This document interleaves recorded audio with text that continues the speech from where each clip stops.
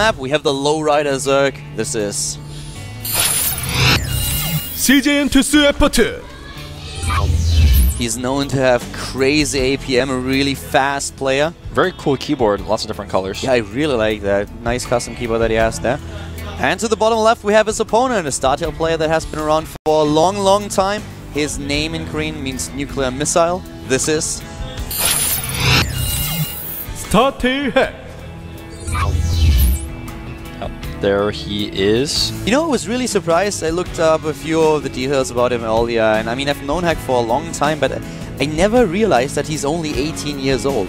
I thought he was in his 20s, that he was like 22, 23, maybe even 24. But Hack is only 18, and yeah, he's very, very mature. When you talk to him, that's the first impression that you get. I would never believe that he's this young. Yeah, same here. You telling me that actually is a little bit shocking. On the other hand, EffOrt, just to touch on that too, he's 22 years old, so 4 years senior of his opponent, and of course he starts here with a hatch first, as you would expect, especially on Daybreak, but in turn versus Circuit. Yep, exactly what you would expect to see. CC first comes down for Hack, meanwhile, and he will wall with the command center on the high ground, so he won't fall play to any of EffOrt's early aggression or shenanigans, which he has shown quite a bit of in the past. He's never afraid to drop an early pool. Hack, by the way, qualified through the bracket. We have EffOrt, he dropped down, he's now in the first round of Code A, but Hack, he is the one player who had to win the entire bracket in the qualifier. He had, to be honest with you, a very, very easy bracket. He got a free win in the round of 16, a free win in the quarterfinals. In the semifinals, he has, he met a rather unknown player, and his first real challenge came in the final of his bracket, where he faced Deer, a Protoss player who is said to have developed this very annoying Air Protoss style versus Zerg, especially on maps like Aquilon Flats and Belcher Vestige. Hack was able to win with a 2-1, but now he finds himself up against a strong Zerg opponent in the first round of Code A, and as Wolf already talked about earlier, whoever loses today will be back in Code B. Yeah, very true. Hack has, you know, I want to say he was shown the build to EffOrt, but EffOrt found it, it's the truth. And Hack, meanwhile, will actually get the scout off and see the gas. So EffOrt knows he's not dealing with any Reapers or anything like that. So if he continues to mine gas here, we'll know he's going to be very aggressive. He can always take out and put back in, but we'll see what he does once he hits 100 gas.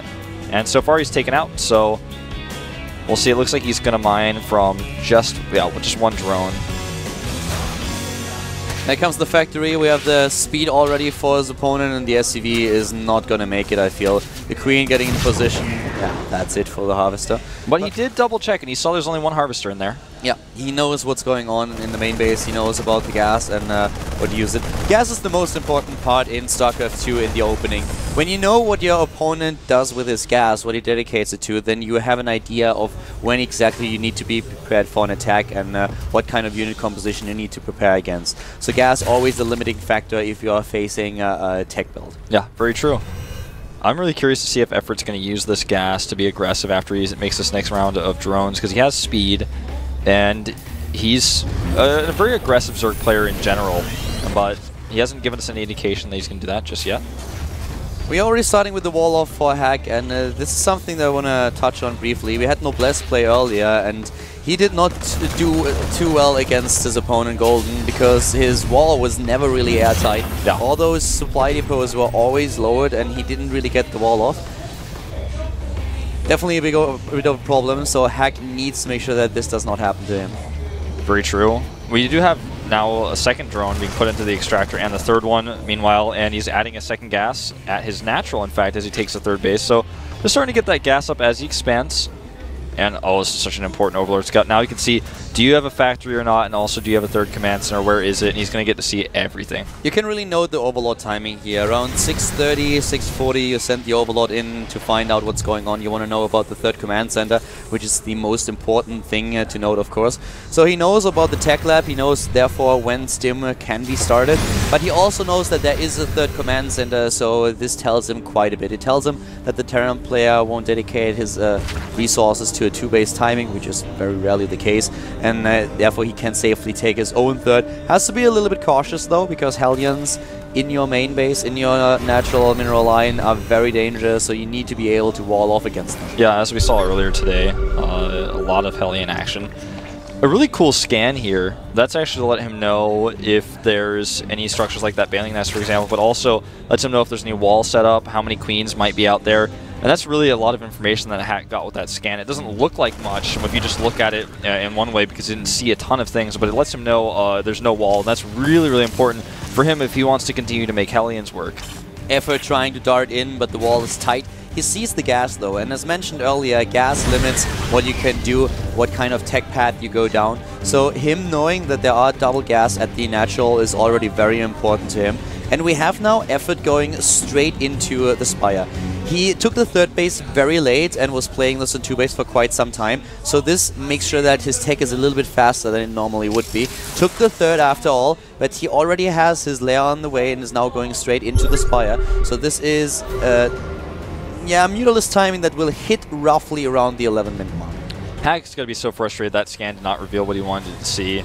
He wants to see the tech. He wants to see, do you have an Infestation Pit? Do you have a Spire? Of course, Infestation Pit not very common these days to be making this matchup at this time, but he wants to know about the Spire because it affects how his Hellions can be on the map and when he can drop and where he can drop. So also he wants to be able to make turrets in his main base if he knows that there's a Spire, but he doesn't get to see it. So now he's a little bit in the dark as to what tech EffOrt has chosen. He can assume Mutas, but he doesn't know for sure.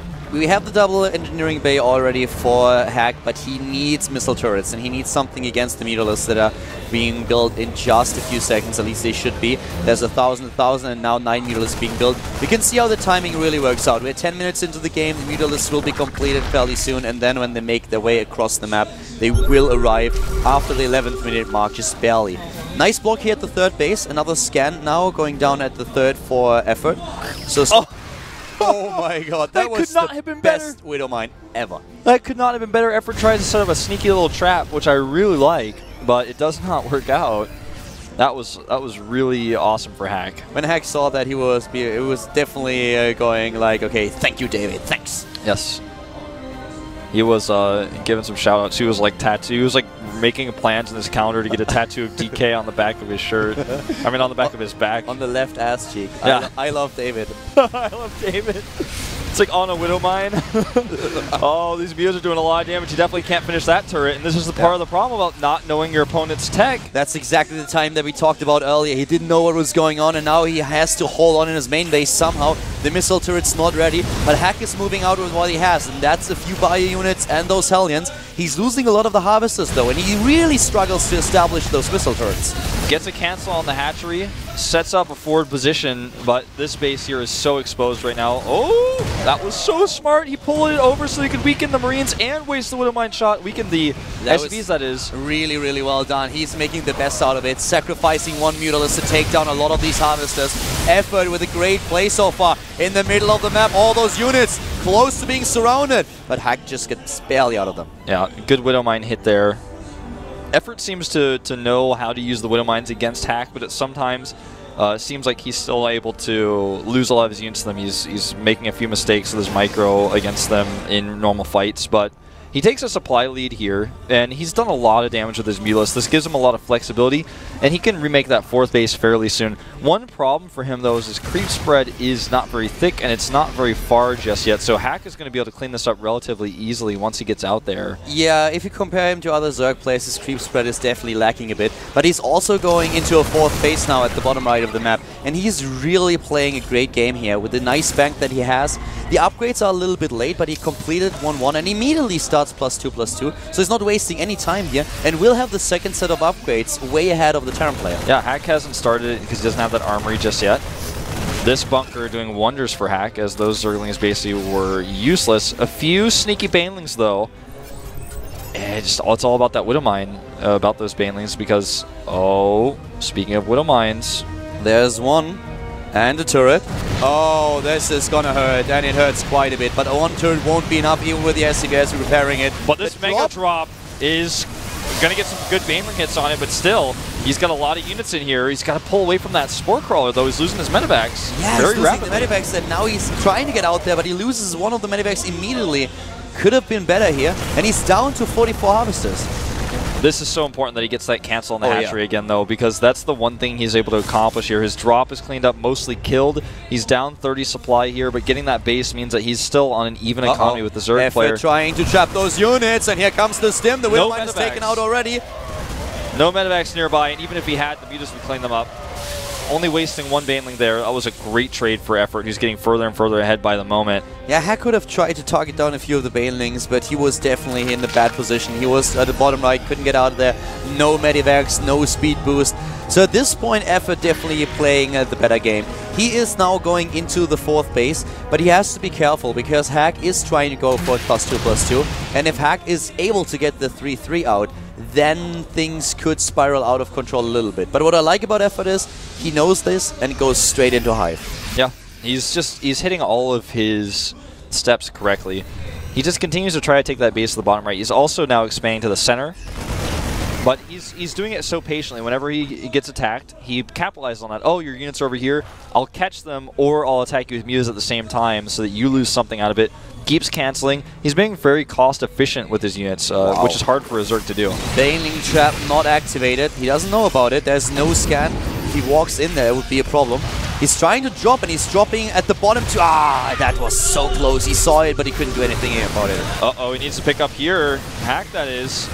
And get out. He waits till the last second. The Banelings were revealed by the scan and immediately taken out. That was important. The ones in the main base, though, don't do too much. And Hack is closing the gap in supply, but only because EffOrt didn't use his bank yet. Yeah, he's trying to decide exactly how he wants to use it. Looks like it may be used in an Ultralisk Cavern first, as soon as he's finished with that Hive. It will be. I feel that there's no doubt that he's going into an Ultralisk Cavern with the upgrades that he already has.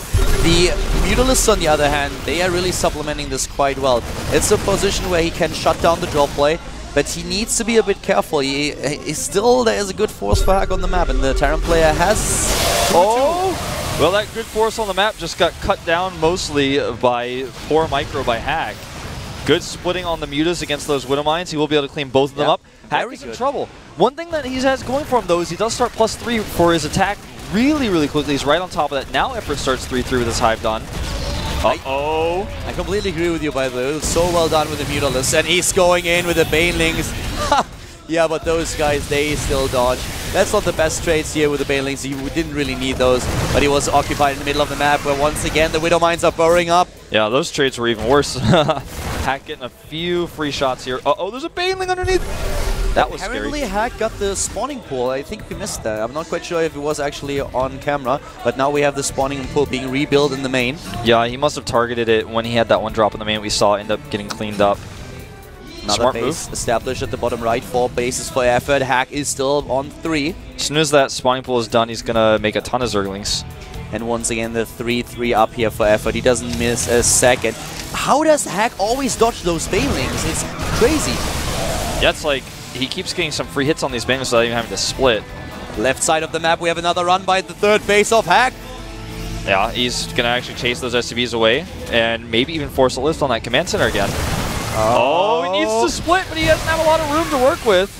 That was a great hit. Really good hit with the Widowmine, but the theme of the game is just Hack being way behind of his opponent and falling further and further behind. Yeah, EffOrt is just, he's got this game by the horns and he's riding it. He's just very careful with how he engages against the Terran army, always dominant. No fungal hit there on the medevac, unfortunately. I love how EffOrt plays against the Widowmines. I really love this. This splitting is so good, and he's not afraid to sacrifice a Mutalisk or 2 to do so. Yeah, it's always worth it. If you can sacrifice a Mutas to save 12 Zerglings, or even 5 Mutas, then it's fine.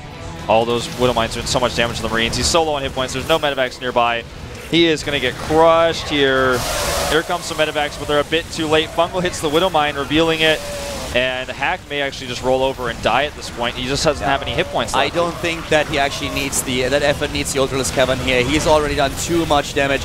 He is going in, and he is doing so much damage. You can really see how the Terran player goes down to 60 supply now.